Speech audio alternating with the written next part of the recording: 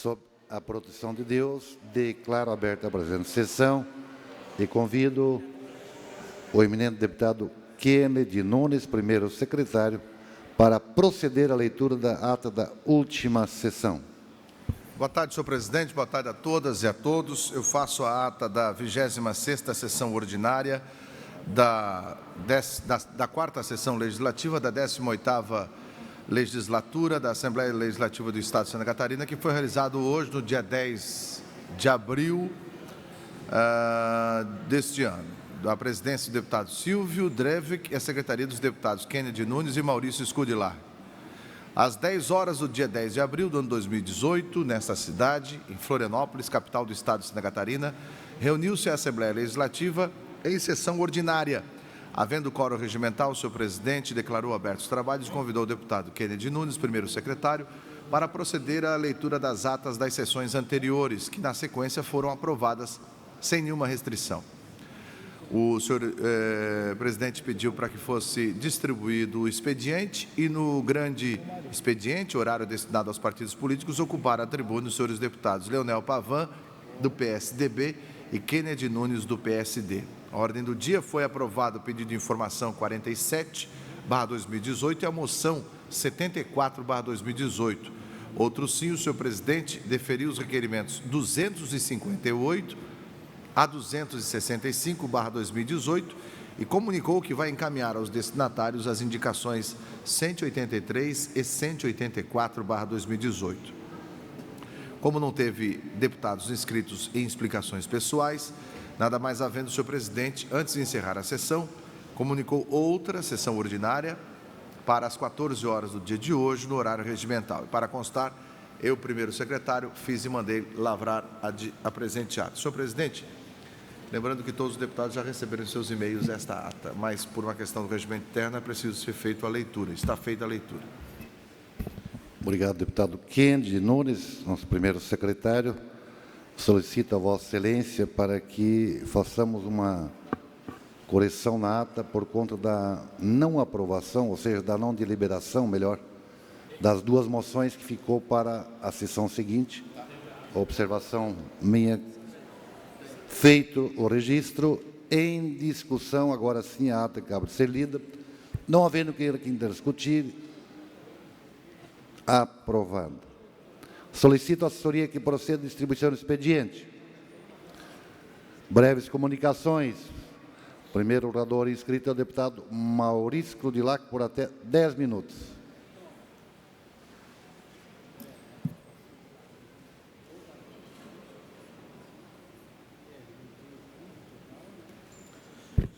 Obrigado, senhor presidente, senhores deputados, público que nos acompanha, servidores da Defensoria Pública aí de todo o Estado aí que estão presentes, autoridades, a imprensa. Senhor presidente, para registrar, ontem nós tivemos uma sessão especial muito bonita aqui na Assembleia Legislativa. Uma sessão especial em comemoração ao Dia Estadual das Filhas de Jó. Um trabalho que tem o apoio da maçonaria catarinense, uma entidade que já está em diversos países do mundo e que, assim como os Demolé, que atendem os meninos, os garotos, os homens, as filhas de Jó também fazem um trabalho de estudo, ensinamento, respeito familiar e muito bonito. A ordem baseia-se nos ensinamentos bíblicos sobre a vida de Jó, sua paciência perante os desafios e provações pelos quais teve que passar. Possui como base o capítulo 42, versículo 15 do livro de Jó. Em toda a terra não se encontraram mulheres mais justas que as filhas de Jó, e seu pai lhes deu herança entre seus irmãos. Naquela época, que só os homens tinham direito à participação, começou ali pelas filhas de Jó, que houve a participação das mulheres. Então, a sessão foi gravada, foi apresentada ao vivo ontem pela Assembleia Legislativa. É um momento, assim, espiritual e de beleza muito forte. E eu tive a felicidade, por mais esse ano, ter sido proponente dessa homenagem, que foi aprovada à unanimidade pelos senhores e senhoras deputados. E registrar que ontem estiveram aqui, então, a Suprema Deputada assistente para Santa Catarina, das filhas de Jó, Cristiane Tissot Souza, senhora guardiã jurisdicional para Santa Catarina, Gislaine de Lima van der Wegen, o guardião jurisdicional de Santa Catarina, Marcos Aloysio van der Wegen, a rainha do Betel jurisdicional, Larissa Corpag Serval Pátria Nova, e a Miss jurisdicional para o Estado de Santa Catarina, Adélia Maria Bristol Góes. Então, registrar aí esse momento importante e a belíssima sessão que nós tivemos ontem para as filhas de Jó. Também temos previsto aí uma sessão especial dos Demolé, e que deve acontecer nos próximos dias. E falando em formação da personalidade, em retidão, em respeito, que esses ensinamentos dizem que a Defensoria faz parte de corrigir os desajustes que ocorrem, as injustiças que o cidadão sofre. Tenho 3 projetos ali em tramitação que estão na Comissão de Constituição e Justiça. Eu esperava que hoje fosse votado, entendo que os deputados têm que fazer uma análise, respeito o pensamento de cada um, mas não foi votado hoje lá o projeto que revoga o título de cidadão honorário ao então ex-presidente Lula, mas hoje um condenado e preso por corrupção, que numa cegueira total dos seus seguidores, ainda dizem que é o pai dos pobres, mas não é o pai dos pobres. Os filhos do Lula são os caras mais ricos do Brasil, roubaram tanto quanto aquela quadrilha que envolveu o Lula. Então, quando dizem que o Lula é pai dos pobres, o filho dele aparece em vários vídeos, em lanchas, com mulherada, uísque, bebida, ostentando, e todo mundo sabe que o Lula não é aquilo que ele pregou e não é o pai dos pobres, até porque os filhos dele hoje no Brasil são uns dos maiores milionários que nós temos. Então, tem que tirar o título. Isso entristece a sociedade catarinense, saber que nós temos considerado como catarinense uma pessoa que foi eleito, porque é só pegar os videozinhos dele, que ele ia acabar com a corrupção, que ele dizia que o Brasil tinha que mudar, que só pobre ia para a cadeia, que os do colarinho branco não eram atingidos, que falou isso no Silvio Santos, em N programas, em vídeos que estão aí pela net. E o que ele fez quando chegou à presidência? Se uniu ao Sarney, que era o grande fantasma que todo mundo queria ver longe, se uniu ao Renan Calheiros, se uniu ao Collor, a todos os corruptos que tinha, ele chamou para dividir o governo. Então, tudo aquilo que ele pregou, talvez naquele momento que aqui foi votado o título, se via aquele cidadão lá que não tinha poder. E depois, hoje, nós temos o Lula, que teve o poder, que podia mudar a história do Brasil, que podia mudar a história de Santa Catarina, porque aquelas obras superfaturadas que ele fez na Venezuela, em Cuba, em outros países, poderia ter feito em Santa Catarina, poderia ter feito a 470, a 280, duplicado a 282, mas ele fez em outros países. Hoje nós não temos o dinheiro da obra, porque foi lá, a obra está lá em outro país, e nós estamos pagando essa conta sem ter aquele dinheiro que ele levou para esses outros países. Então, não vejo razão nenhuma, e vejo, sim, constrangimento do cidadão catarinense ao saber que aquele preso condenado por corrupção tem lá o título de cidadão catarinense. Então, eu espero que os colegas façam essa análise na Comissão de Constituição e Justiça e tragam para votação. E pode colocar uma emenda lá, que todo cidadã que receber o título de cidadão catarinense e desonrar o nosso Estado, vai perder o título, porque esse é um título que não é de nascimento, não é um direito natural, é um direito que a pessoa adquiriu por uma deferência do povo de Santa Catarina através da Assembleia Legislativa.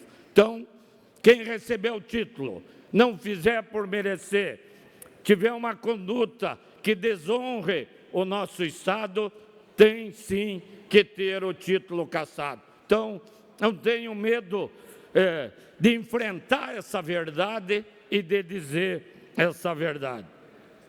Os dois outros projetos que eu tenho tramitando é um que apresenta ao governo do Estado a possibilidade, deputado Wenzon, de desconto no IPVA de proprietários de veículos que não tiveram infração de trânsito anotado em sua CNH, e outro projeto também importante, que é o projeto que estabelece que nos concursos para delegado de polícia exija-se 3 anos de atividade jurídica ou de atividade policial. Então, é um projeto para valorizar, para aqueles que vão assumir o importante cargo de delegado de polícia, para poder fazer o concurso.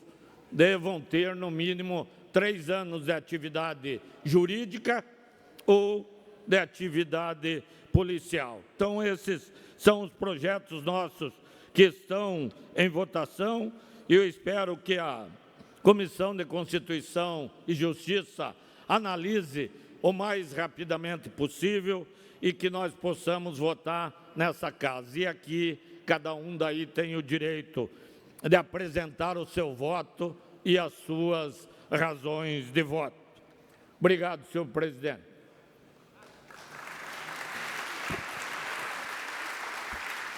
Na sequência, inscrito para falar, o deputado Serafim Wenzon, por até 10 minutos.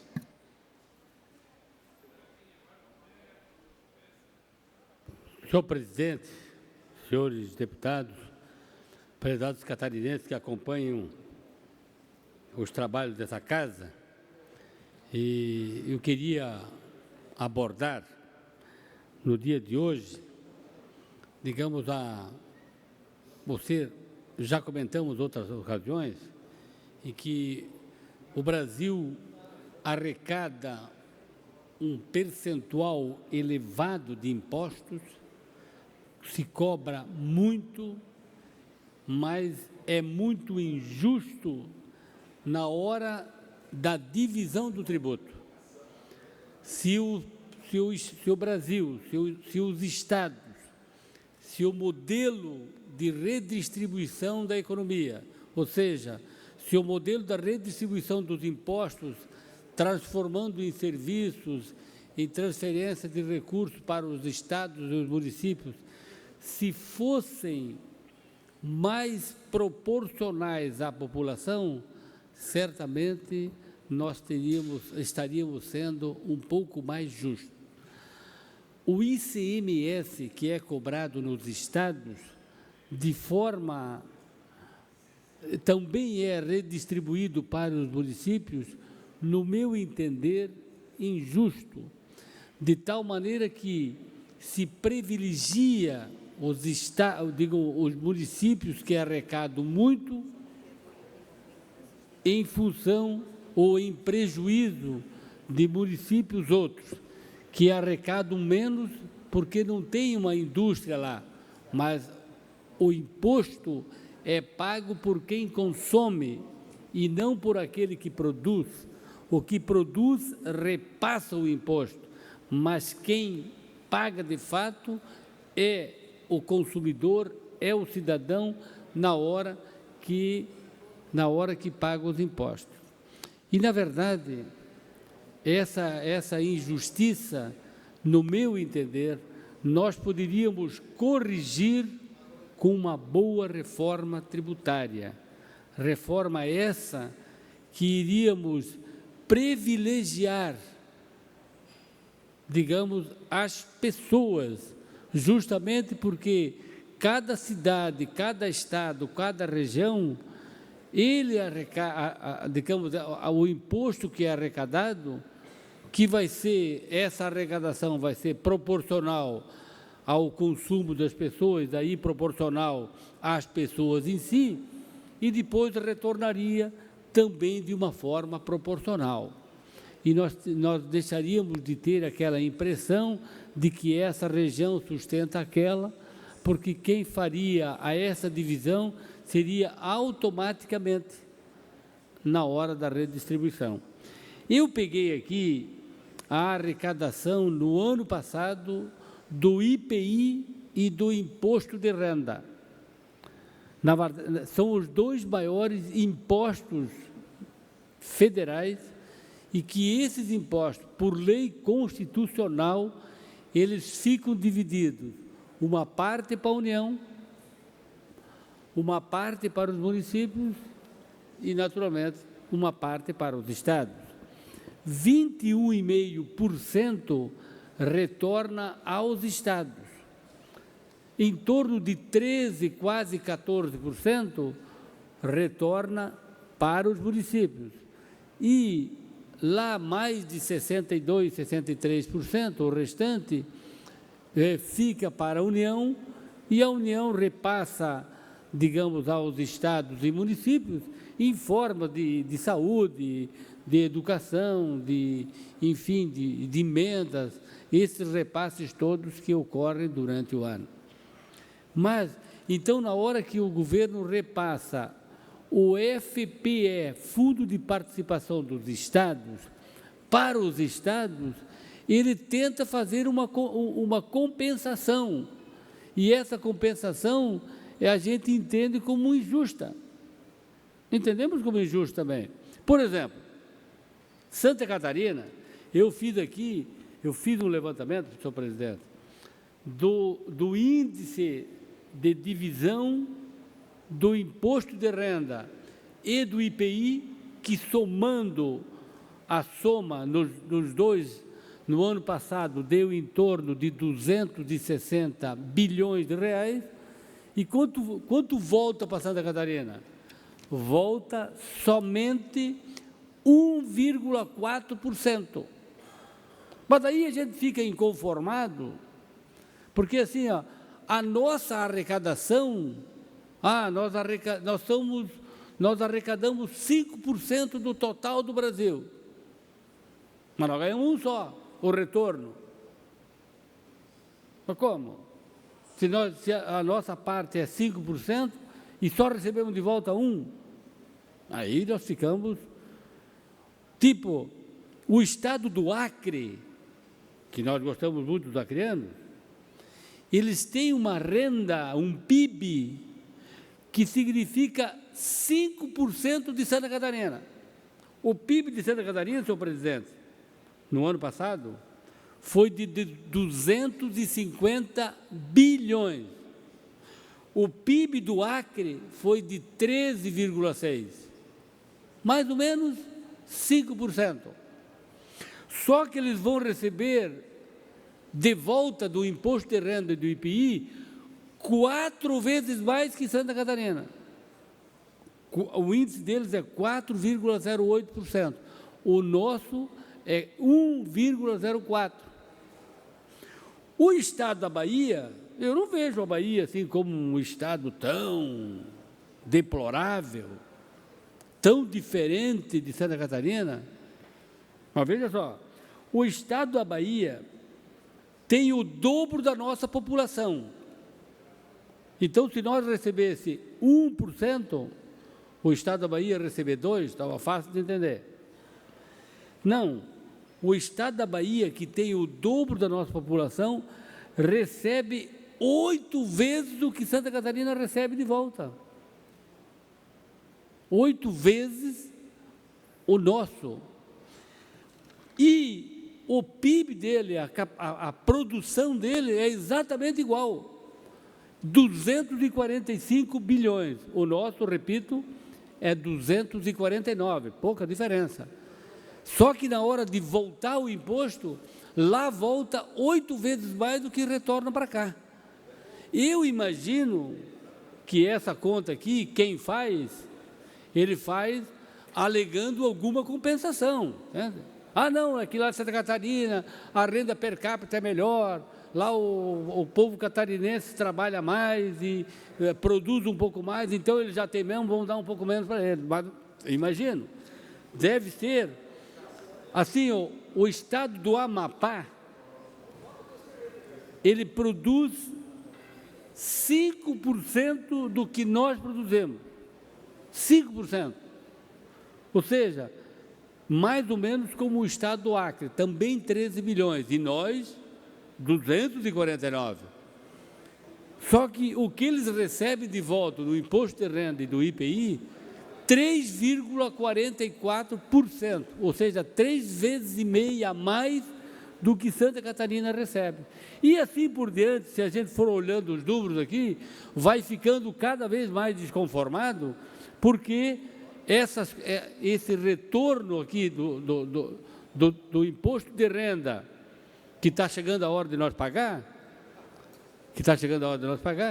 então, a grande parte do imposto de renda que nós pagamos e do IPI, dos produtos que nós produzimos, a grande parte não vai voltar para Santa Catarina, vai ser longe daqui. E justamente esses números que nós entendemos como injustos, eles poderiam muito melhor ser corrigidos ou serem mais fáceis de serem compreendidos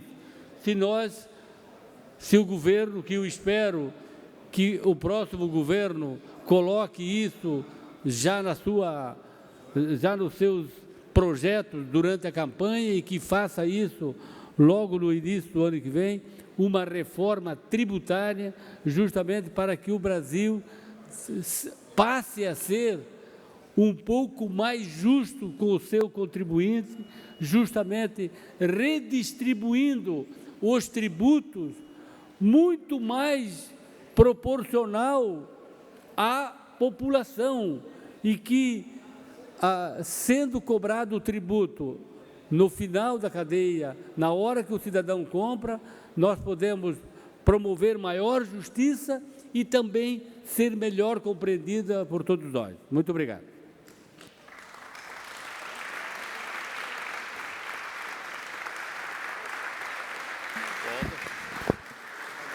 Deputado Venzão, parabéns pela matéria. Eu até imagino que esse assunto, Vossa Excelência tem que colocar em debate e criar uma frente de economistas em Santa Catarina, aqui na Assembleia, para, de fato, nós conquistar lá na Câmara dos Deputados o retorno que Santa Catarina merece. Na sequência, inscrito para falar, o deputado César Valduga, por até 10 minutos, concedendo-lhe 30 segundos para chegar até a tribuna, levando em consideração que a cirurgia está o prejudicando por alguns dias, mas certamente estará recuperado em breve.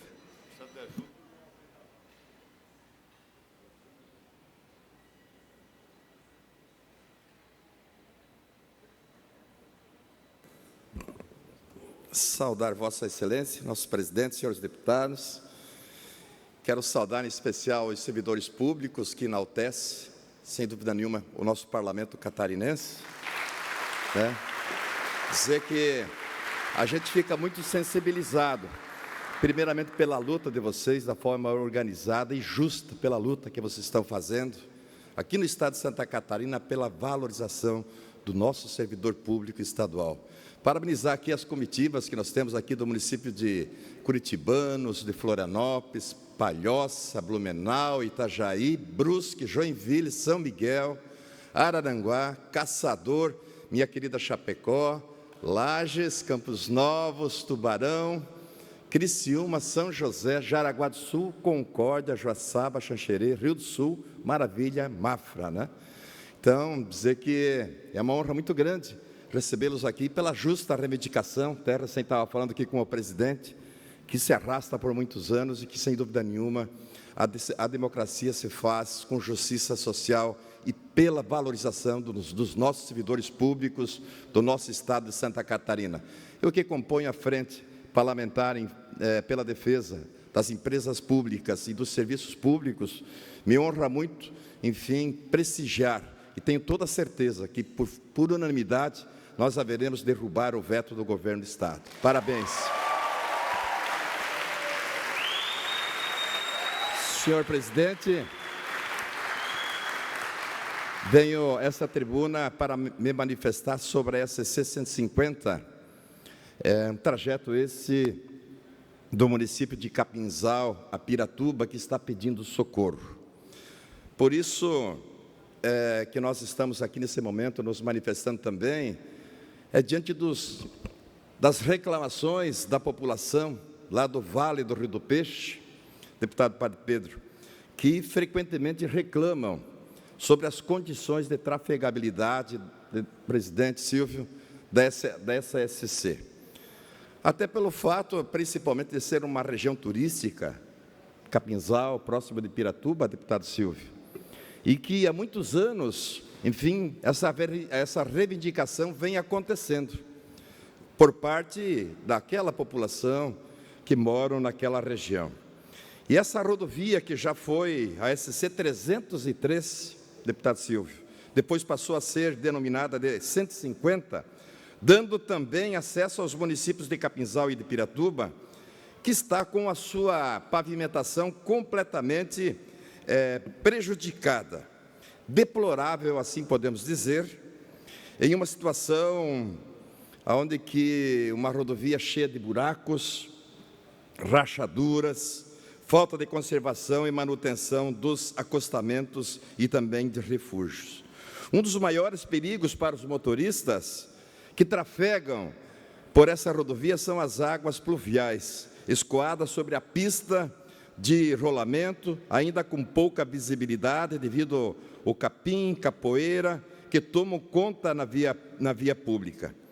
E gostaria, portanto, senhor presidente, deputado Kennedy, de aqui apresentar aos senhores e senhoras algumas imagens que circulam nas redes sociais feitas pela própria população. Então, imagens que realmente nos sensibiliza diante da situação que se encontra essa SC 150 lá do nosso meio oeste Santa Catarina.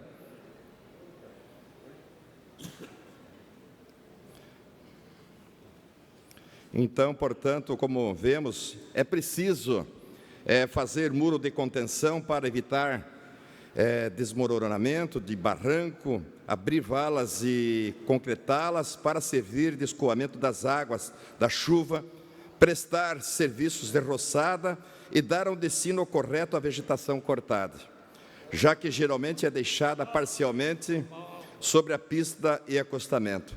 Também é necessário, na operação tapa-buracos, não só jogar a massa asfáltica, e sim abrir, melhorar as crateras e depois colocar o material e nivelar. No entanto, que seja feito fora da época de chuva para dar mais durabilidade ao serviço. Uma região onde muito importante para a escoação da própria produção agrícola, né, onde que é uma região, olha lá, um senhor pescando, olha só que deplorável aquela situação, né, daquela terra, né, o perigo que isso representa aqueles que trafegam aquela região. Então, é um verdadeiro descaso com a população catarinense e também aqueles que vêm do Rio Grande do Sul, do Paraná, frequentar as nossas águas termais do município de Piratuba. Vejam só, então isso para nós realmente é calamitoso, é deplorável essa situação, e que realmente essa SCC pede socorro. Bem próximo dali tem uma SCC, tem uma ADR, Joaçaba. Concórdia também tem mais uma ADR, que eu vejo como os verdadeiros cabidais. O porquê daquelas ADRs, né? Sabendo que nós temos, né, uma pavimentação, um acesso deplorável nessas condições, que é injustificável querer justificar qualquer coisa.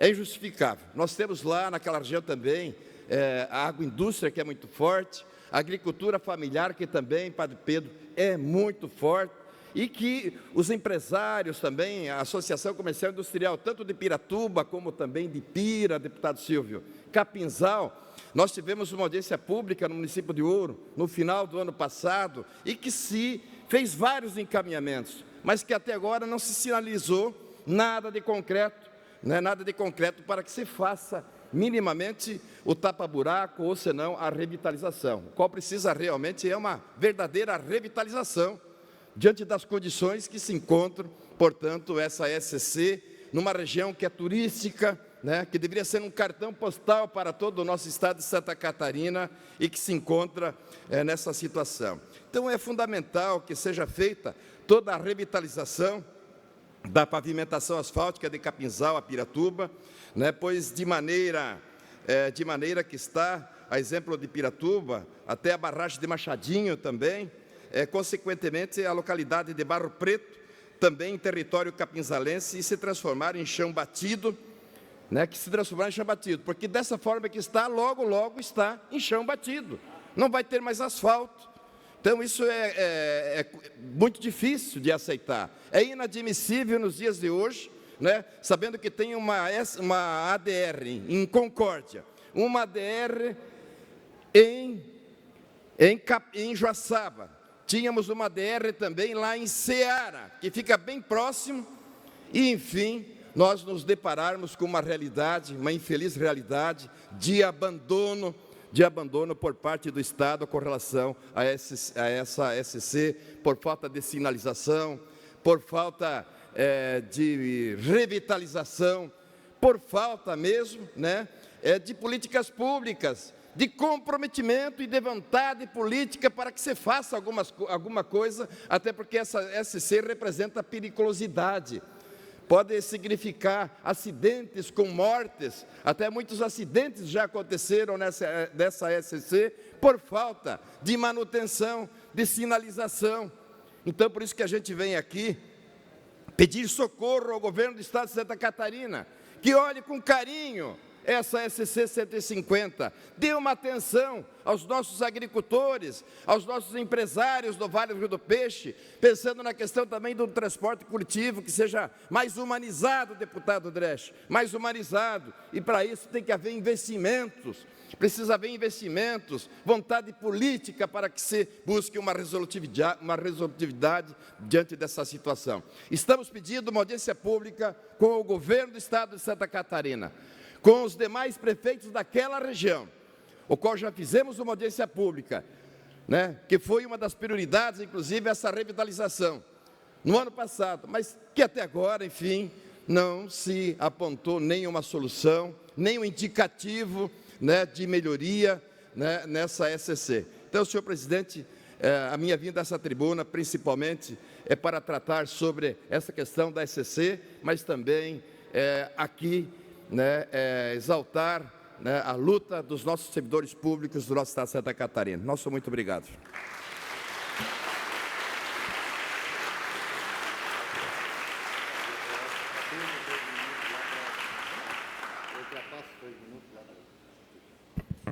Na sequência, inscrito para falar, o deputado Dirceu Dresch, por até 10 minutos. Uma saudação, senhor presidente, a todos que nos acompanham nesta tarde. Quero cumprimentar novamente aqui os persistentes lutadoras e lutadoras da Defensoria Pública.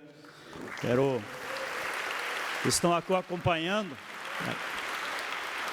Acreditamos que hoje vai, né? Hoje vai.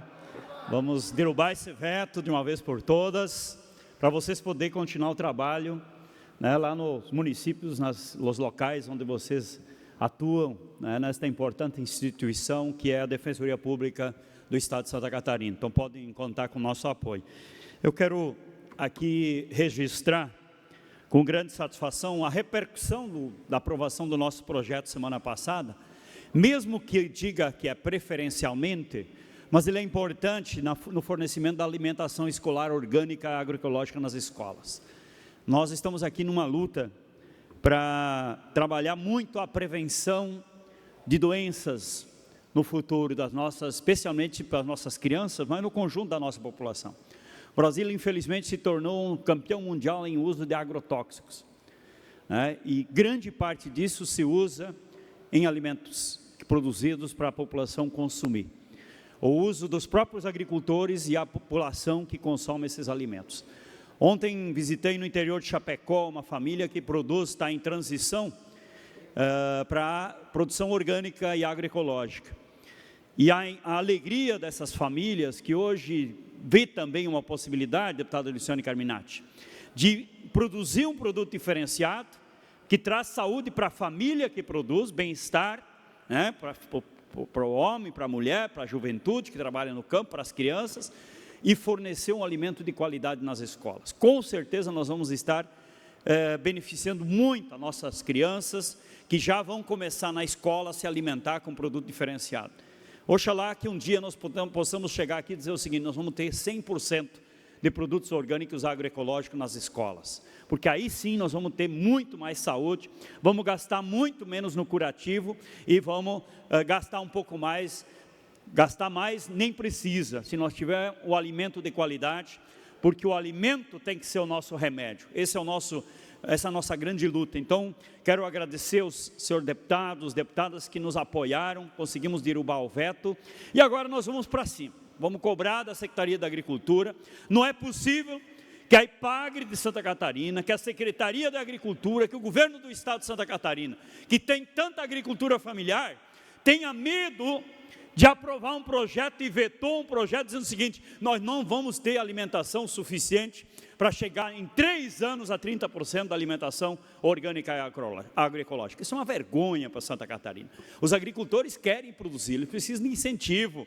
Então, se tiver uma política pública da IPAGRE, um programa que infelizmente não tem, de produção orgânica, agroecológica, nós com pouco tempo nós vamos chegar até mais, podemos ter 100% da alimentação saudável para nossas escolas, porque aí sim nós vamos gastar menos em cura de câncer, esta indústria da doença que se produz nesse país, infelizmente, que dá muito lucro para laboratórios e tantas outras estruturas aí que estão se alimentando da doença, dessa desgraça das pessoas. Então, ou a gente ataca isso na raiz, ou com certeza o nosso povo vai ser cada vez mais doente. Então, quero agradecer essa oportunidade da gente poder derrubar este veto e vamos agora cobrar para que essa lei seja implantada.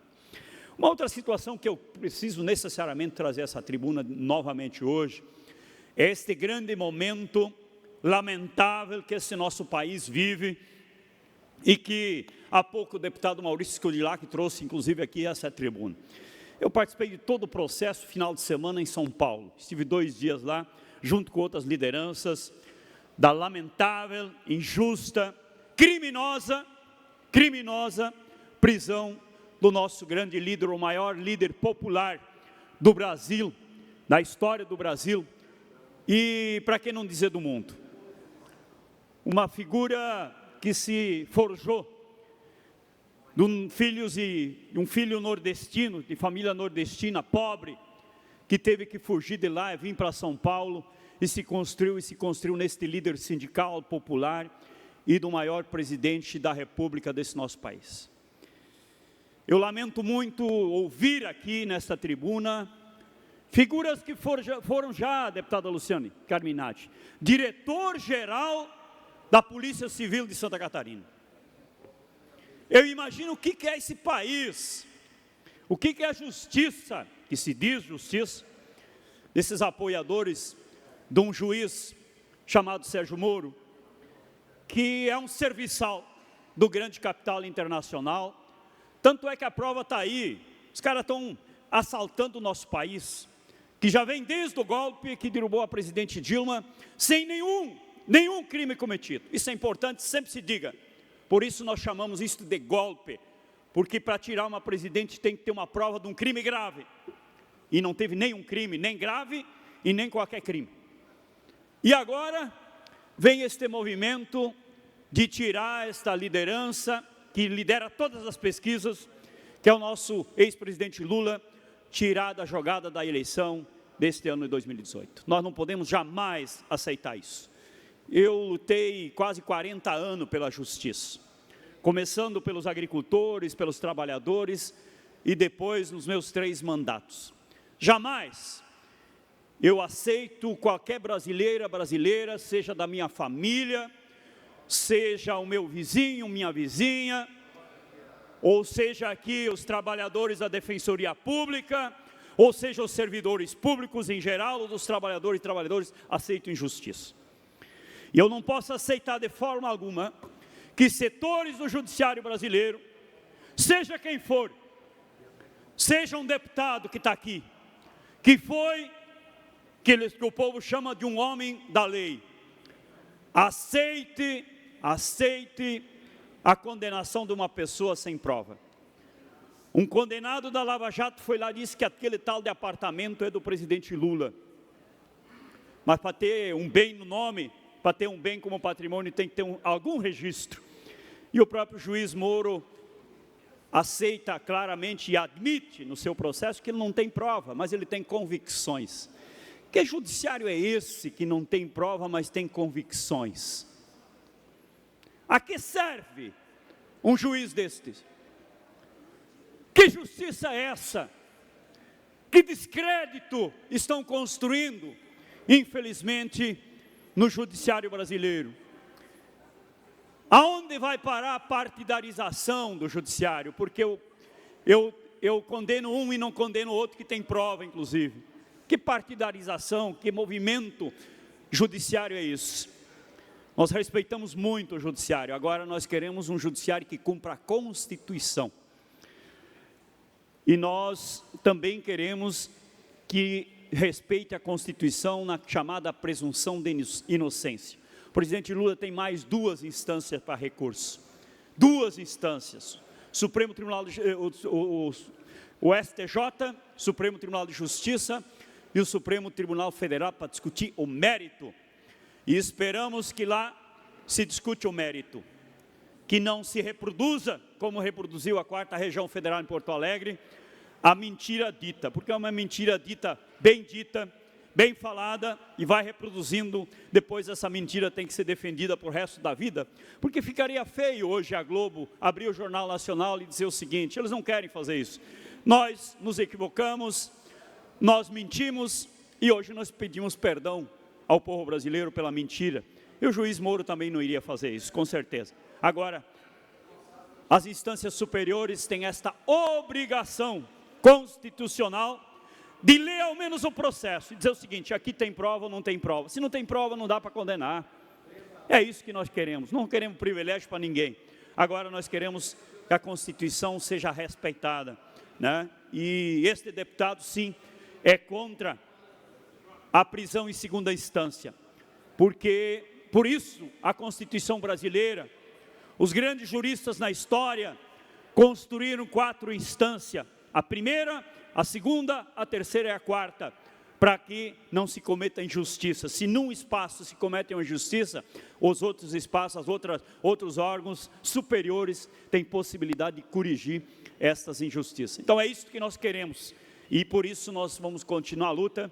4ª-feira, inclusive amanhã, nós vamos ter novas ações, novas mobilizações, que a sociedade brasileira já entendeu o recado, percebeu que há uma perseguição e, infelizmente, o Brasil, pós-ditadura, passa a ter o seu primeiro presidente condenado político, condenado e preso político. Fim das breves comunicações. Horário agora destinado aos partidos políticos. O primeiro pertence ao PSDB, Deputado Leonel Pavan, Vossa Excelência. Deputado Leonel Pavan, Vossa Excelência quer usar o horário do partido por 7 minutos? Deputado Leonel Pavan fará uso do horário partidário por 7 minutos.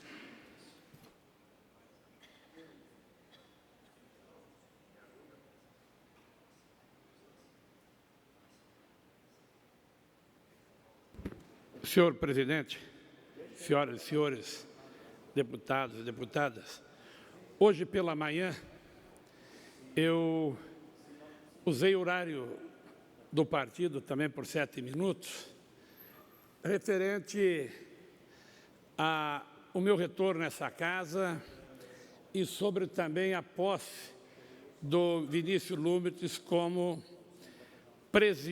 ministro do Turismo. E falei também sobre a questão da Volvo. Eu queria aqui só deixar registrado neste momento que eu vou fazer uma prestação de contas ainda em relação ao trabalho que nós realizamos. Neste momento está acontecendo em Rio do Sul um meeting de turismo, que é um trabalho de capacitação de turismo. Nós realizamos em torno de 8 eventos no estado de Santa Catarina e capacitamos em torno de 10.600 pessoas.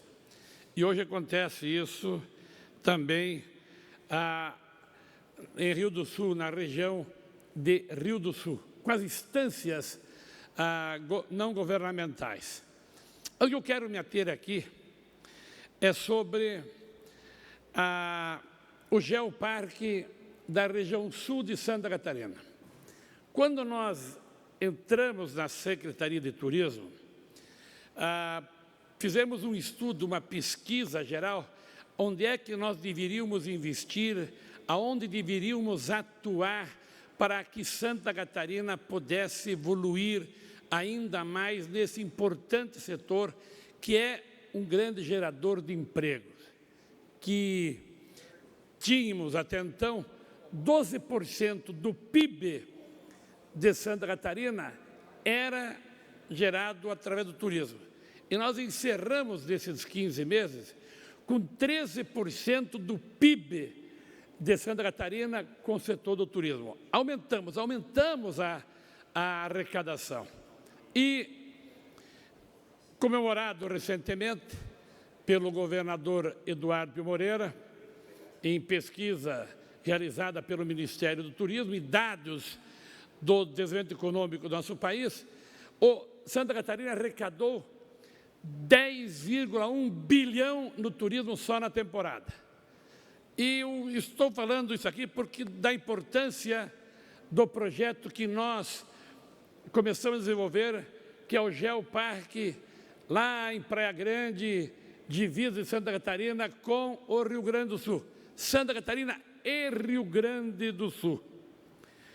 Se nós conseguirmos implantar esse projeto, o nosso PIB vai aumentar, a nossa arrecadação vai aumentar e nós vamos encontrar mais caminhos, outras alternativas no setor do turismo para oferecer para o turista, especialmente o turista estrangeiro.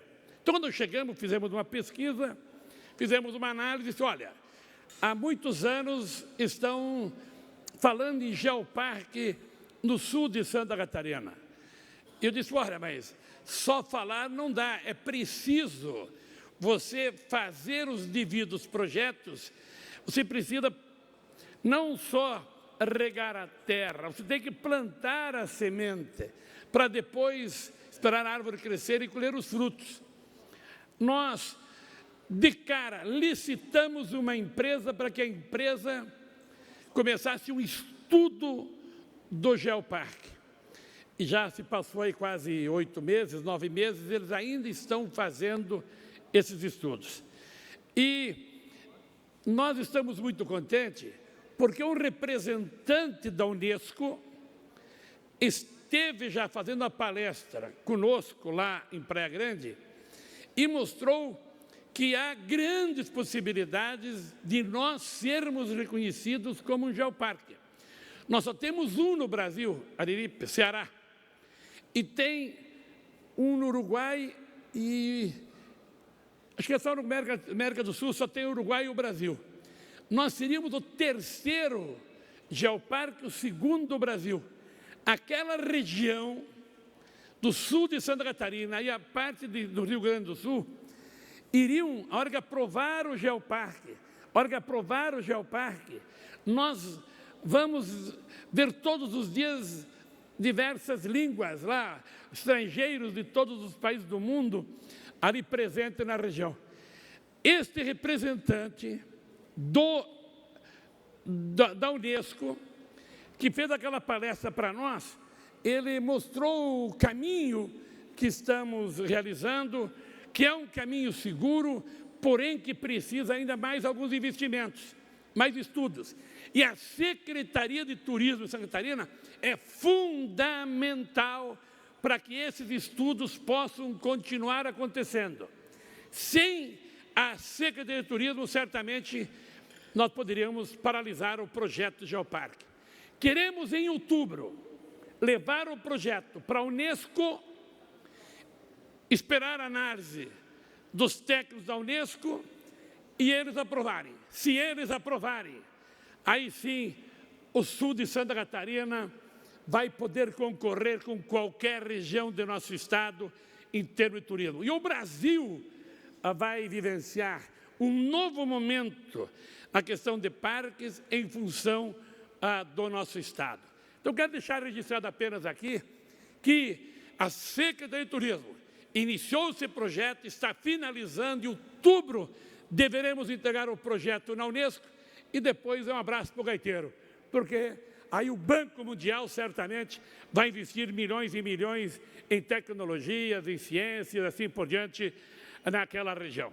Fica aqui apenas esse registro e faremos outros registros referente a projetos que iniciaram a ser desenvolvidos, que ainda estão sendo desenvolvidos na secretaria da qual ficamos por 15 meses. E quero agradecer aqui os técnicos, aos efetivos da Secretaria de Turismo pelo trabalho, pois esses também estão sendo tão mal pagos quanto esses que aqui são. Obrigado. Obrigado, deputado Leonel Pavan.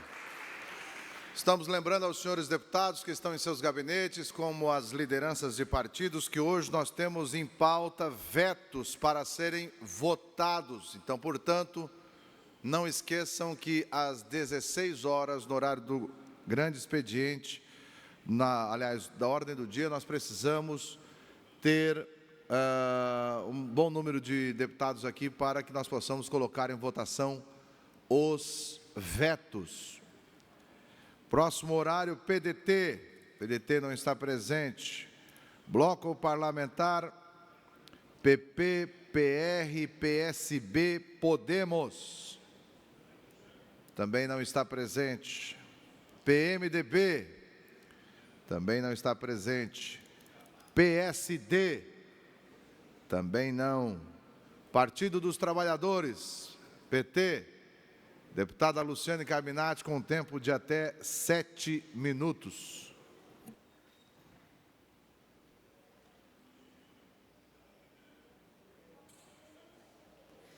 Presidente, quero cumprimentar inicialmente os analistas e técnicos da Defensoria Pública de Santa Catarina, que estão aqui acompanhando. Felizmente, chegou a hora e acho que nós vamos ter votos sobrando, se Deus quiser. Assim esperamos. Nossa bancada está fechada já, os 5 deputados, todos pela derrubada do veto, e eu espero que os deputados apenas mantenham o voto coerente que foi do mês de dezembro, que sejam mantidos agora.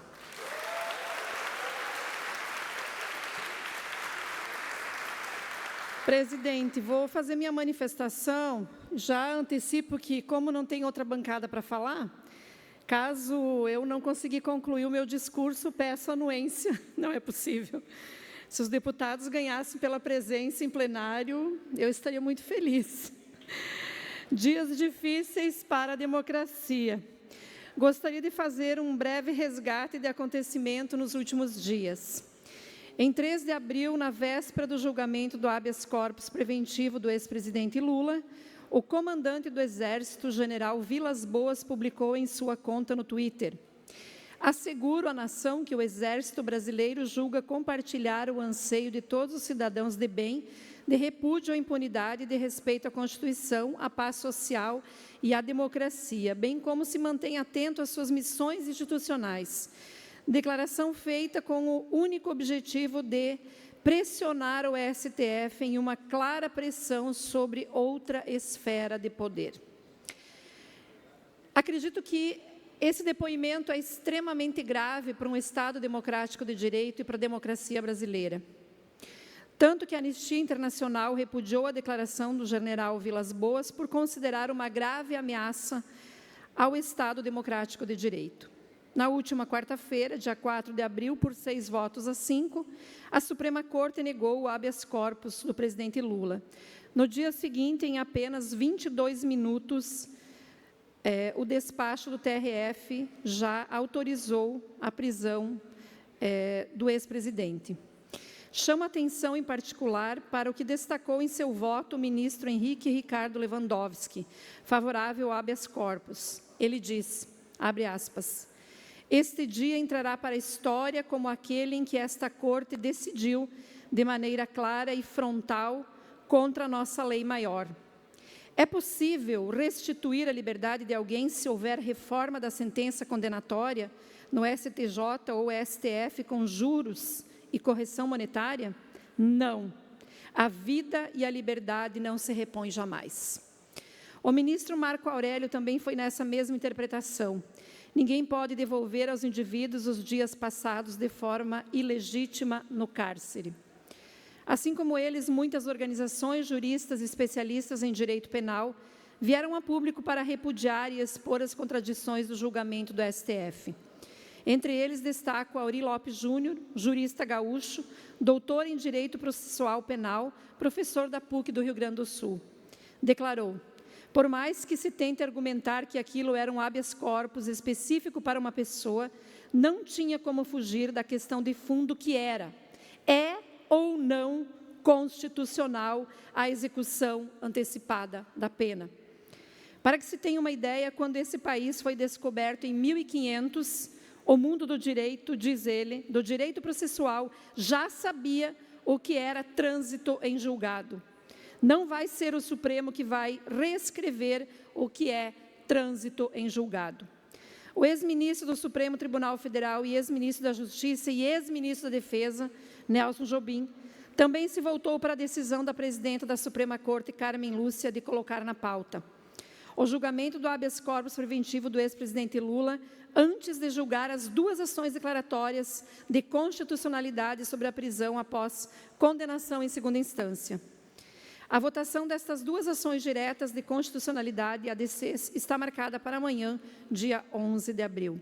As ADCs número 43 e 44 foram pedidas, respectivamente, pelo PEN e pelo Conselho Federal da Ordem dos Advogados do Brasil, OAB. Pendentes de julgamento desde dezembro do ano passado, elas voltaram a ser pautadas com urgência diante de novos pedidos de liminares após o indeferimento do habeas corpus do presidente Lula. Primeiro entendimento pela prisão e em segunda instância do STF foi fixado em 17 de fevereiro de 2016. Bom, eu poderia continuar citando aqui vários juristas e constitucionalistas. Eu conversava ontem com um ex-professor meu do direito, especialmente na disciplina de Código de Processo Penal. E ele estava desolado. Não sei mais o que ensinar aos meus alunos do direito. Porque quando os constitucionalistas e o legislador, na Carta Magna de 88, gravou o espírito do legislador, ele colocou o princípio do transitado em julgado como cláusula pétrea. O que é cláusula pétrea? Aqui nós temos muitos analistas e técnicos do direito. É imexível. Contra ela não se pode arguir, não se pode julgar. É uma cláusula que a Constituição está protegida. E por que o legislador garantiu isso em 88? Por entender que nós temos um país marcado por resquícios históricos de concentração de renda, de exclusão, de discriminação e de aprisionamento dos direitos do indivíduo. Então, o que faz a nossa Constituição? Ela protege o indivíduo das suas liberdades individuais, porque o Estado ele é muito opressor, o Estado tem todos os mecanismos para punir, e o cidadão tem quais mecanismos para se defender? Então, o que nós estamos vendo hoje é a Corte Maior desse país se mover simplesmente por opinião pública. Eu lamento que nós tenhamos juízes baseados na opinião pública, porque se nós temos ódio de um lado, agressão e violência, o legislador deve prever pela Carta Magna que vai por cima disso tudo. Então eu quero dizer a todos que estão nos ouvindo, o problema é que tem pessoas que têm tanto ódio no coração que só enxergam o Lula e querem rasgar a Constituição para aprisionar.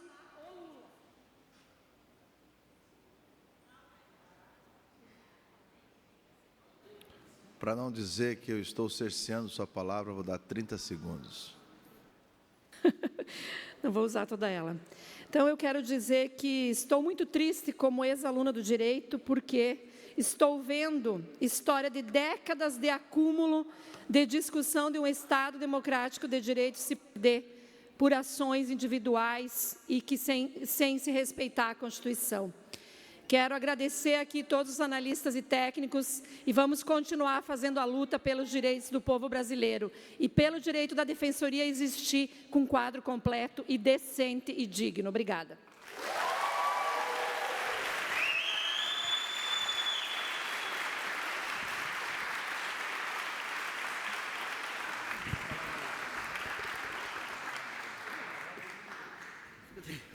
Não havendo mais oradores inscritos para falar em nome dos partidos, essa presidência suspende a sessão até às 16 horas, lembrando a todos os deputados da necessidade de estarem no plenário às 16 horas, para que possamos colocar em votação os vetos na tarde de hoje. Está suspensa a sessão até às 16 horas.